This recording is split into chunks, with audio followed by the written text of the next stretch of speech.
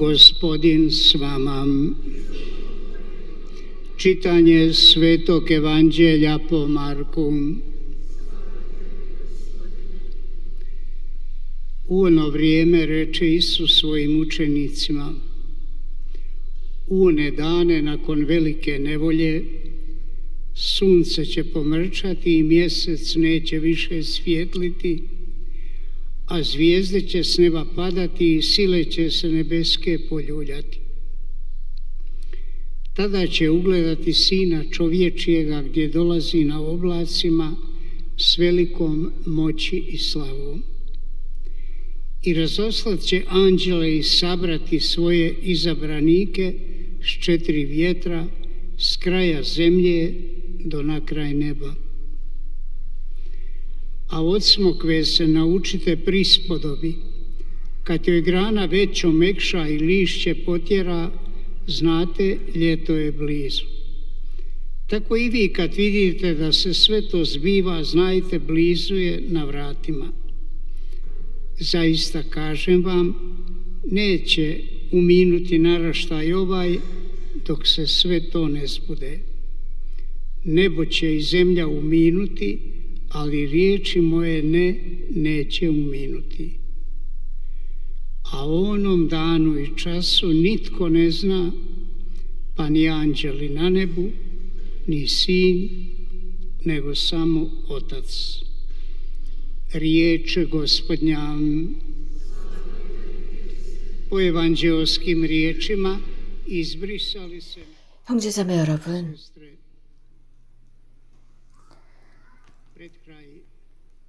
교회에는 매년 전렬역의 막바지에 세상의 종말에 관한 성서 말씀을 읽습니다. 이렇게 오늘 일독서인 다니엘 예언서에서는 미래에 관해서 이렇게 언급합니다. 그때 내 백성의 보호자 미카엘 대제 후 천사가 나서리라. 그래서 내 백성을 지킬 것이다 라는 말씀을 합니다.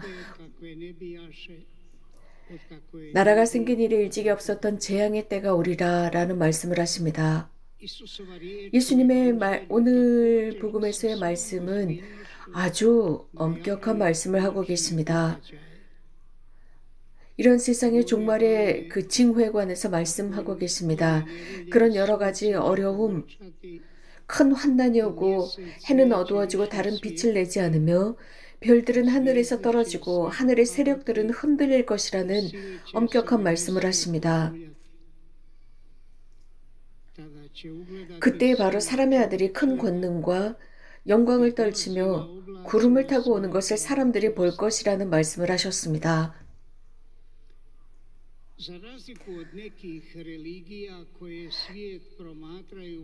어떤 종교의 차이점, 즉 세상을 바라보는 이 차이점이라고 한다면 반복성입니다. 그래서 특별히 윤회에 관한 말을 하는 거죠. 그래서 사람이 죽으면 새롭게 태어나는데 다른 모습으로 태어난다라고 합니다. 그래서 새로운 사람으로 태어나거나 혹은 어떤 동물들로 태어난다는 윤회설을 주장하지만 성서는 그렇지 않습니다. 성서는 이러한 미래의 세상에 관해서 하느님의 창조의 다른 점을 보여주고 있습니다. 우리가 한번 태어나고 죽었을 때 우리는 최종적으로 당신의, 즉 자신의 창조주에게로 돌아가고 새로운 삶으로 그분과 영원히 산다는 것을 언급합니다. 예수님께서 세상에 오신 이후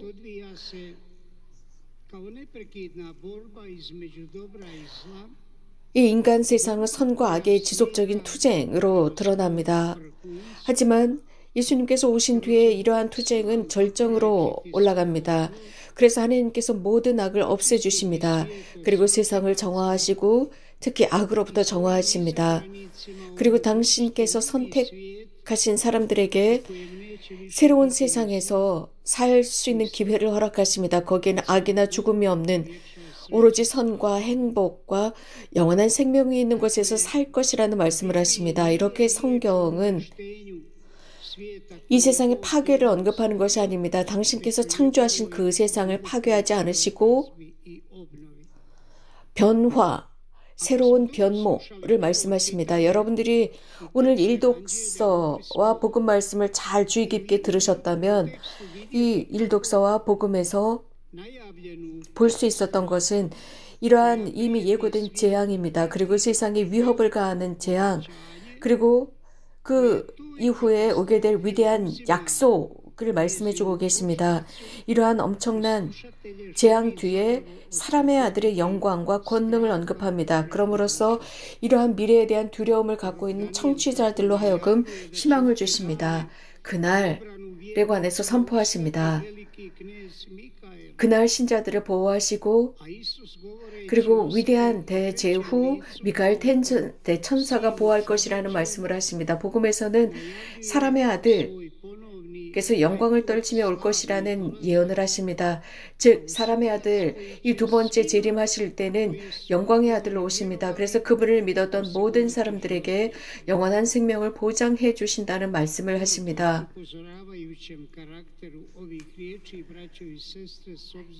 이런 말씀이 지니고 있는 경고성, 미래에 대한 경고성과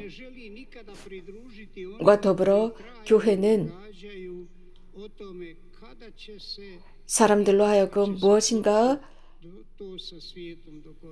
즉 이러한 세상이 언제 오고 언제 이런 일이 일어날 것이냐라는 것에 관해서 언급하고 있지 않습니다. 그것은 오로지 하느님만이 안다는 것을 알려주고 있습니다.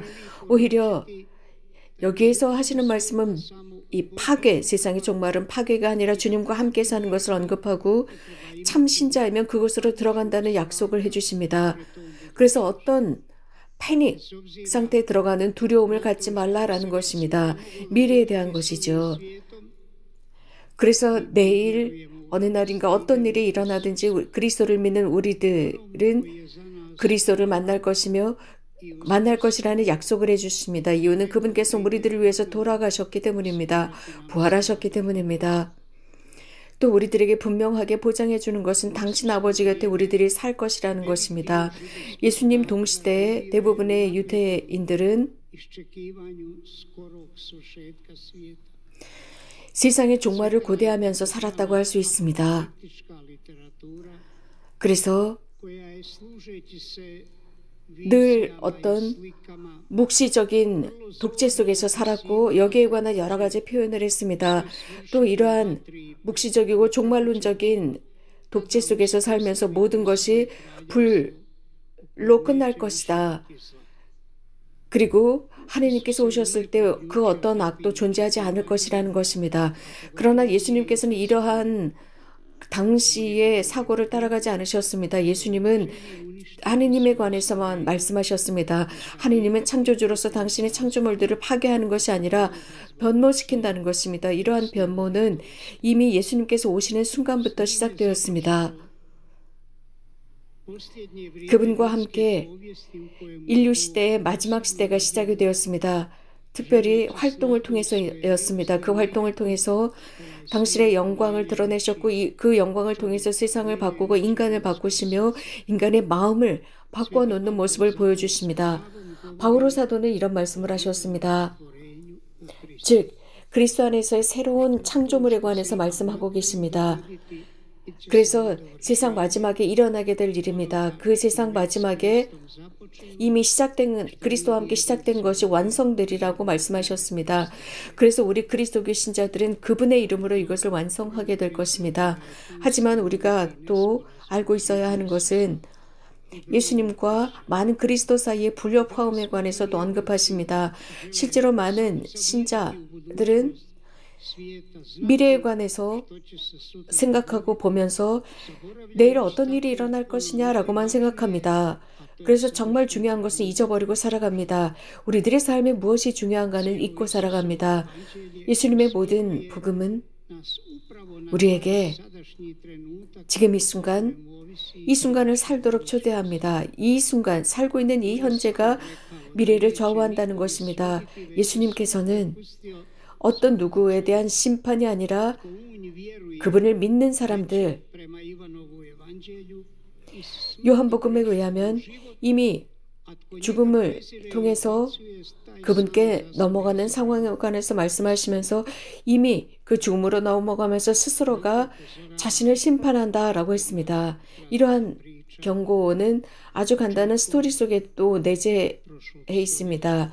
지난 세기였습니다. 20세기에 어느 한 마을에 미국의 어느 한 마을이었습니다.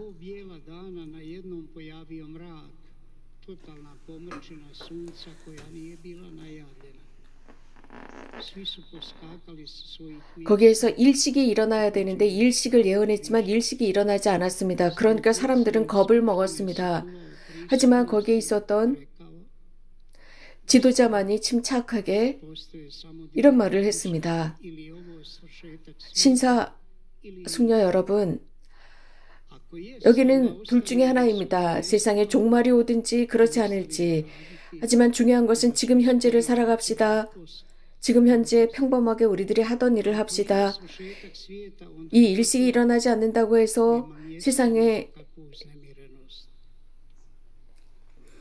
끝난다면 주님의 뜻일 것이며 그렇지 않으면 우리는 계속 우리들의 일을 합시다. 두려워하지 맙시다. 라고 했습니다. 형제자매 여러분, 최후의 심판을 두려워하지 맙시다. 주님께서 원하신다면 분명히 그것은 오게 될 것입니다. 그것이 와서 하나님께서 우리들 각자에게 말씀하실 것입니다.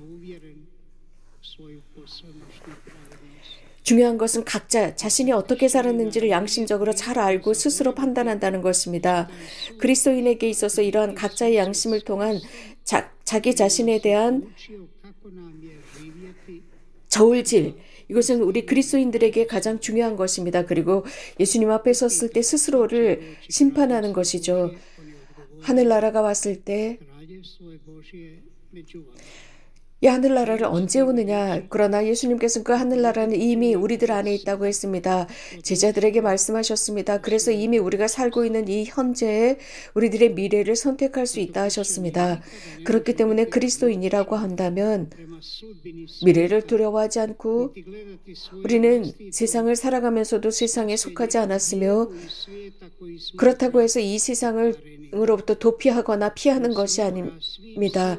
있는 힘을 다해서 이 현재를 살아가는 것입니다. 이 세상에 도래한 이 하느님의 나라를 위해서 투쟁하는 것입니다. 동시에 그분의 오심을 위해서 주님께서 최종적으로 움직이실 수 있도록 협력하는 것입니다. 우리는 언제 이런 일이 일어날 것이냐라고 염려하는 것이 아니라 지금을 사는 것입니다. 주님 안에서 사는 것입니다. 다음과 같은 스토리로 오늘 강론을 마치고자 합니다.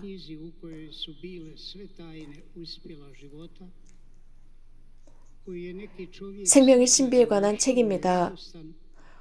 어느 한 사람이 그 책으로 이 생명의 신비에 관한 책으로 자신의 삶의 모든 문제를 해결할 것이라고 생각하고 그 책을 가지고 즉시 집으로 급하게 갑니다. 그런데 집으로 가던 길에 화재가 난 것을 보고 사람들은 거기에서 불을 끄려고 허둥대고 있었습니다. 그러자 이 사람은 그 책을 내려놓고 그 화재가 진압될 수 있도록 도와주고 있었습니다. 도와준 뒤에 보니까 책이 사라졌습니다. 그러자 이 사람은 그냥 자기가 알고 있는 대로 살기로 했습니다.